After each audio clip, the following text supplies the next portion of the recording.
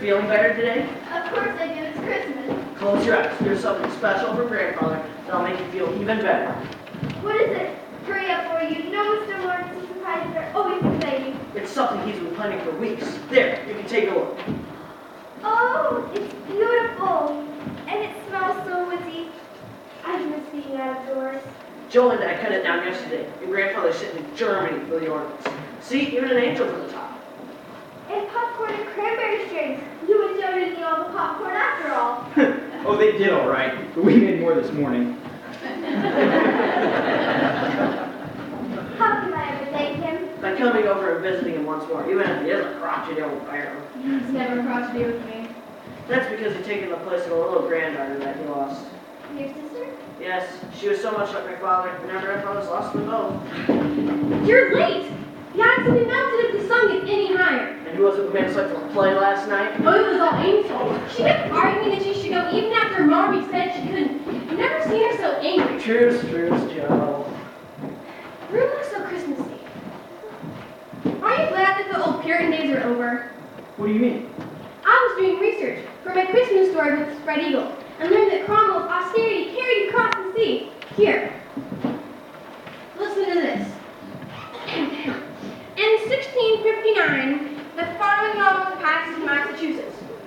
Whosoever shall be found observing any such day as Christmas or the like, either by forbearing of labor, feasting, or in any other such way, shall be fined 5 shillings. How grand. I'm sure they would not have appreciated the pianist cookie jar filled with stars and animals and trees from the Bethlehem stable. Lead us to it. We're going ice skating, remember? Do you want to go too, John? Thank you, no. I just wanted to see Beth's face when we brought in the tree. I really should get back to my bookkeeping, if you'll excuse me. Hi, John. I went to my skating too. May I, Lori? Well, What's that in the back of the fireplace? It looks like it can't be, but it is. There's still a bit that's not burned. I can still read the title. The Pirate and the Persian Princess, my January story for the Spread Eagle. Oh no, Joe. Not the story you read to me yesterday afternoon. It was the best yet. It was in the attic, where I thought I left it. I was going to look for it after skating. Too late. You threw my story in the fire? Yes, I did it, and I'm glad. I told you I'd make you pay for leaving me home last night. You knew that I wanted to see that plane more than anything in the world. You wicked, wicked girl!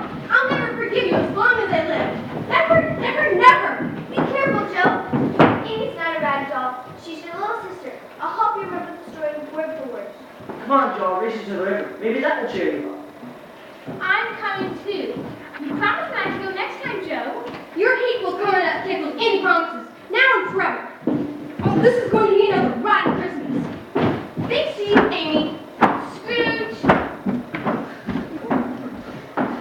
You shouldn't say that. You did a very dreadful thing, and that's Joe's best story yet, and she's worked so hard on it up there in the little attic heaven. Don't say anything until Joe's good natured again. You've had your squabbles and always made up. She's always acting when she's with Lori. You supposed to forget about it on the ice? I'm sure that's Then I'm going to tell her. Where are you going, dear? I'm going on an expedition. She means expedition, Marmy. You seem quite cool this afternoon, darling. Are you feeling better? Would you like to help me with the mending? I'd like to, Marmy, but I really am too tired. Well, here. We'll sit. Meg will soon be home from her house party at Annie Moffat's, and she can help me with the mending while she tells all about it. Meg loves beautiful clothes and elegant houses. I'm sure she'll give us a description of every ball gown at the party. You are all so different. You're not at all interested in fine feathers, are you? You know that I'm not. A new dress is Meg's idea of heaven. And Amy stands in front of the mirror by the hour and Aunt March's turquoise ring on her finger. Joe doesn't care a fig for what she wears, and neither do I, lying around all day. But you're going to get well and grow up to marry and have a life of your own. I really don't think so, Mommy. You'll feel more optimistic when the war is over and Father comes home.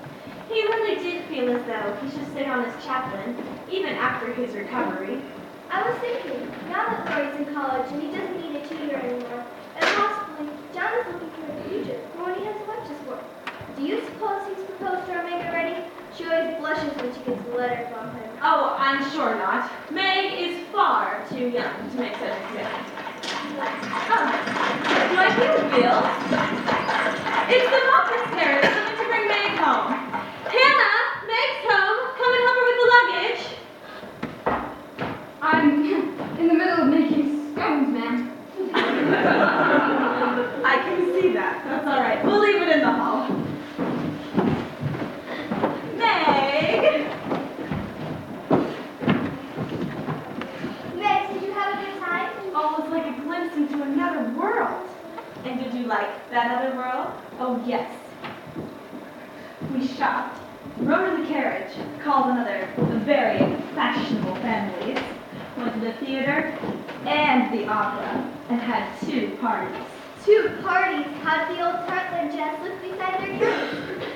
Not very good, I'm afraid, but old Mr. Lawrence sent a box of flowers, and I wouldn't to hide the shabbiness of my dress.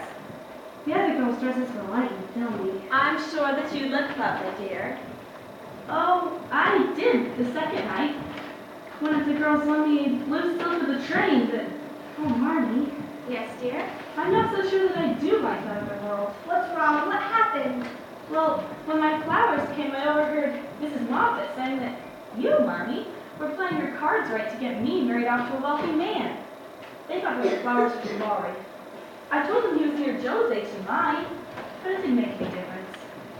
Perhaps it was unwise in me to allow you to go among people of whom I knew so little. They must have very worldly ideas about young people. Don't be sorry. I'll forget the bad, remember? Only the fun part. I'll even forget that I let them frizzle my hair, that I drank champagne, flirted with the boys, and was altogether abominable. It was nice to be praised and admired, and I can't help saying that I liked it. Mrs. Moffat is partially right. I am ambitious for my girls, but only for your happiness. The happiness of marrying the man you love regardless of wealth. Poor girls don't stand any chance, Annie says, unless we put ourselves forward. Well, the old maids. Don't be troubled, Meg. Leave these things to time. And remember... What in the world?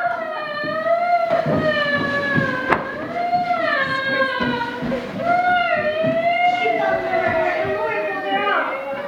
It's all my fault, Marmee. It's all my fault. I knew that she was following us. And Laurie warned me that the ice was thin in the middle of the river. Hannah! You had her side around the bed, so I took a shortcut right where Joe's head. I heard her cry and turned around just in time to watch her fall through the ice. I ran to her and lay flat, holding her hand, until Joe brought a fence around and we pulled her out. Hannah, come quickly! It was cold. What's going on? What happened? Hannah, go light the fire in my room and get her out of these wet clothes. Hannah, she'll be fine, but she needs to get out of these clothes as quickly as possible. Thank you, children. You can run along home now.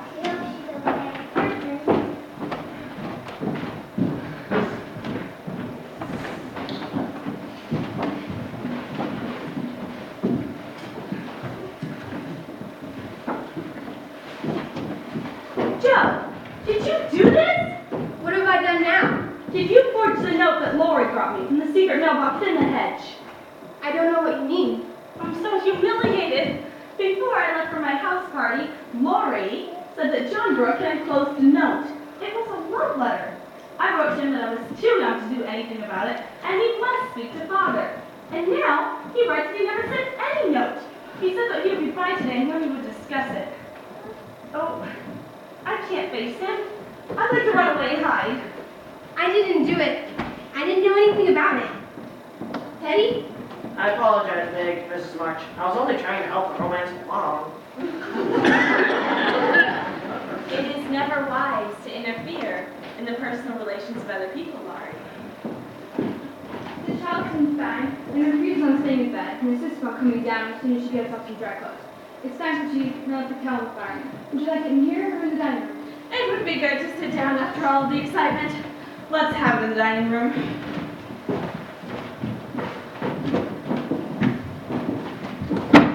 Oh, it's Aunt March. I'll let her in.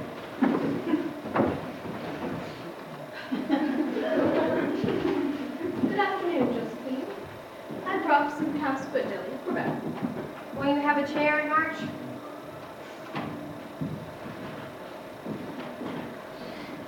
There's nothing more nourishing than house-foot jelly. I want you to eat every bite of it. It will help you gain your strength.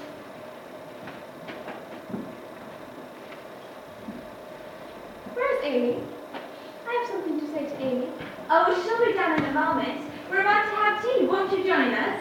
Did Hannah make scones today? I believe she did, Aunt March. And there's currant jelly as well as honey. And star-shaped cookies and gingerbread animals. Then I'll stay. Oh, Amy, how are you feeling? Hungry. Come here, child. I have something to say to you. Oh, your hand's like ice. Warm heart. Well, cold hands are said to mean a warm heart. My hands are always warm. And I have a warm heart as well. Oh, yes, indeed, Aunt March.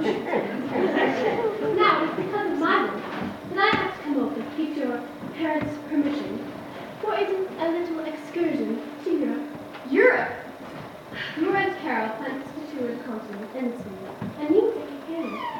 I do have my responsibilities here in Concord, and I've decided to pay the expense for Amy to accompany her. How wonderful! Oh, I thought it was rather good of me. I planned first to send you, Josephine. But you like to be independent and be skyscrapers. You say that you hate French, and they will be spending several weeks in France. It's more more logical for aiming to go. She has an interest in Europe and can perfect her argument. I have an interest in Europe, a great interest. I want to see where the writers live, who wrote so many of our masterpieces.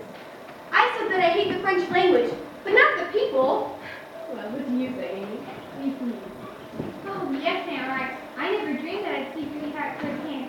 We read things, grandparents' kitchen, and we're packing things. You mean Botticelli's Angels.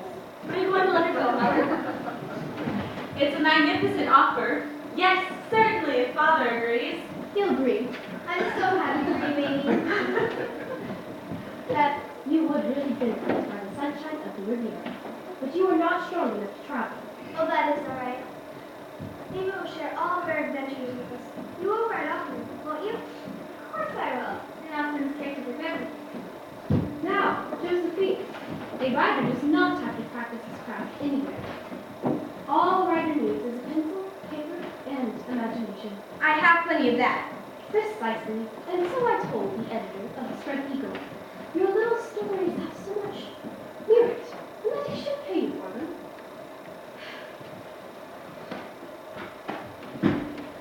He was forced to agree with me, and wrote out a check for your last 2 series.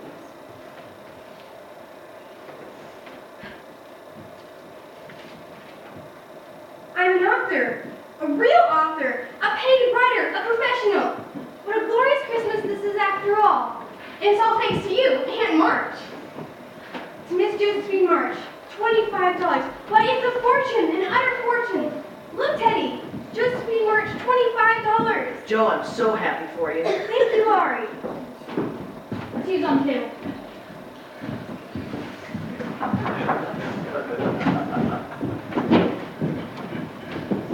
Miss March, may I escort you to the tea table? Wait, don't go. Did I startle you, Margaret? Where did you come from? I didn't even know that you were here. I just arrived. Meg, Oh no, please don't. I'd rather not. I only want to know if you care for me a little bit, Meg. I love you so much. That's not what you said in your letter. Only because it was something best said in person. Oh, you think me a silly vain creature who made up a love letter? Simply to test you. I think nothing of the sort. Here, does this look like a man who is in love? Why, that's my handkerchief. The monogrammed one that Mother gave me on my 16th birthday. It's the one you dropped the first time you spoke to me. How silly I looked, dressed up as a stepmother. I've treasured that bit of linen because it belonged to you, Meg. Tell me that there's some hope. Tell me that you could learn to love me. Oh, give me some time to think about it. Margaret, we are waiting. Oh no, here comes Aunt March. I don't think I could handle her right now. I'll wait for you outside. Mr. Lawrence tried to detain me, but I insisted upon coming to see why you are being so rude. As to keep everyone waiting. Was that the former tutor next door? Why, yes, Aunt March. He was just here. There's mischief going on, and I insist upon knowing what it is. Oh, you don't seem to marry him, do you? If you do, not 1 penny of my money ever goes to you. I shall marry whom I please, Aunt March. And you can leave your money to anyone you like. Is that the way you take advice?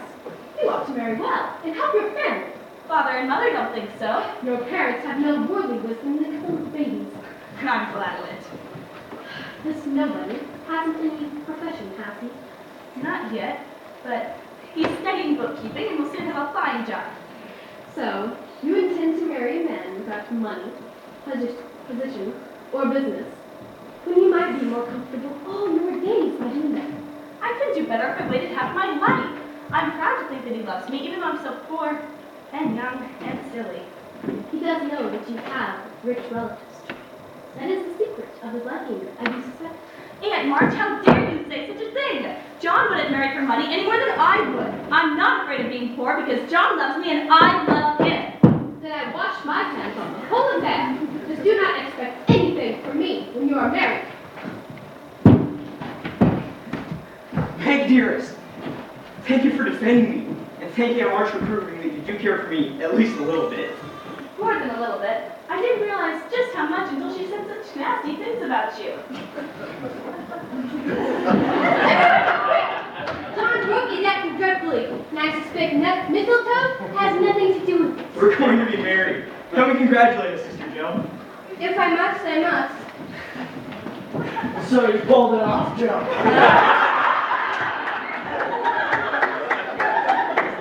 He certainly did. And now we're going to hear nothing but of rice and rings and bridey things. Not one penny. Not even a wedding present. Well, perhaps a college or the linen shelf. Ah, the Christmas spirit has touched her at last. What do you wager? That by wedding time she'll mellow so much that she'll stock the whole linen shelf? You know her better than I do. You'd win the wager. Oh, Meg. Father and I have often discussed this possibility, but don't you think the children are young for the responsibilities of marriage? We're willing to wait, Marmy. Yes, and I'm saving my money, so I'll have a house to take her to. You're in comfort, I hope. I'd never take her away from this wonderful family. What a lovely Christmas present. Oh, I almost forgot. I have a Christmas present for Mrs. March, too. The Reverend March was granted a furlough and will be home on the evening train. Oh, this will be the best Christmas in the world, with something special happening to each one of us. I'm feeling better. Amy's going to Europe. I've arrived as an author. John loves me. And I'll have a husband again.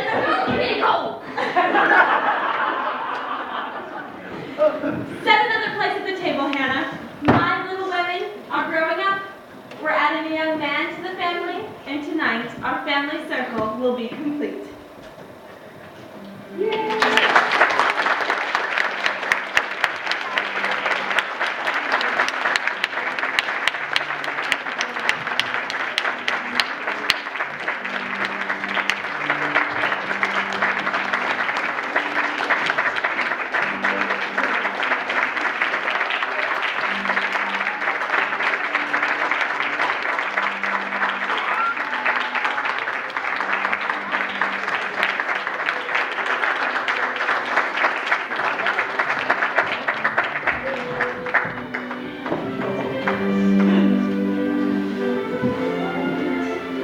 So they did a great job, didn't they? Give them another.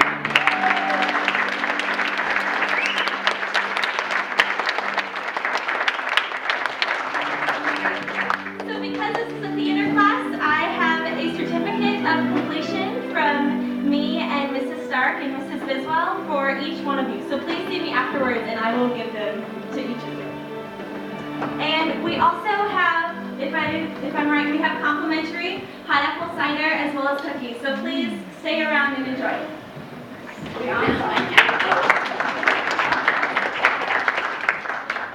We have one more thing here. Mrs. Stark, could you come to the front, please? Kim and Christian.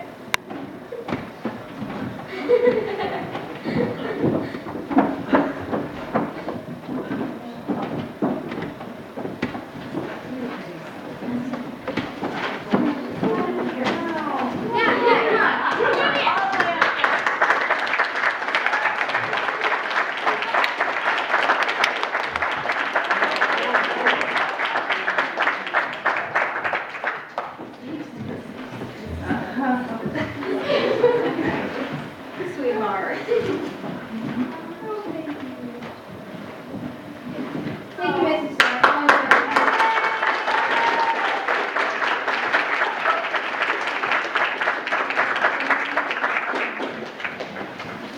Thanks, Emily, for putting up with all the us kids.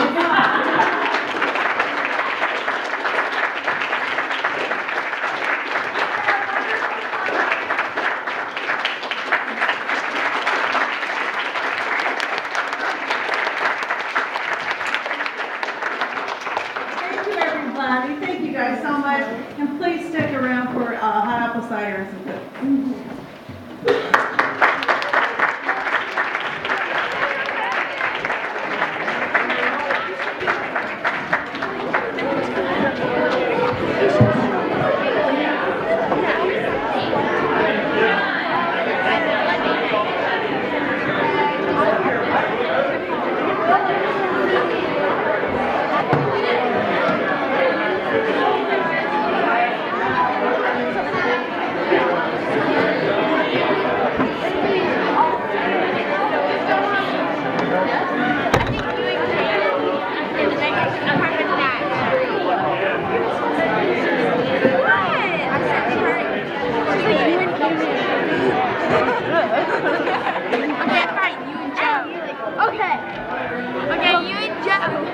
Thank you.